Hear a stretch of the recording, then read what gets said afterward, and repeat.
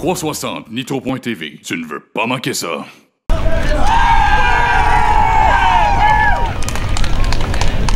Je me retrouve en compagnie de celui qui est venu chercher la victoire chez les Sportsmen. Alex, quelle belle façon de terminer la soirée. Les derniers tours ont été longs, très très longs. Ouais, la course, j'avais l'impression qu'elle finirait jamais. Je vais manquer de gaz, ça continue, on est en train de faire 100 tours. Là. Comment ça s'est passé? On a vu à un moment donné que tu restais solide.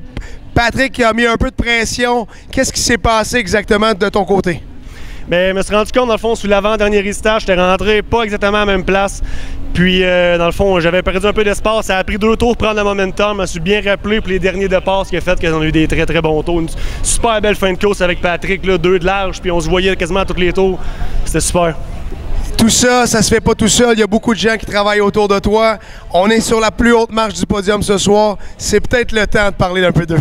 Oui, effectivement, puis c'était pas facile. Au début de l'année, ça a bien commencé. On avait une piste un peu collante. On avait trouvé un ajustement assez rapide sur l'auto, que ça allait vite. Après ça, les pistes sont tombées sèches, ça avançait plus. Puis mon caractère, il descendait aussi. Puis je m'en rendais un peu marabout. Puis là, on cherche, on trouve pas. Les gars ont fait une job incroyable pour amener une voiture hyper compétitive à ce soir. Félicitations, Alex. Prenez le temps d'aller savourer ça avec toi et ta gang. Un gros merci, puis un énorme merci à tous mes commanditaires. C'était Alexandre Salva, celui qui est venu chercher la première position.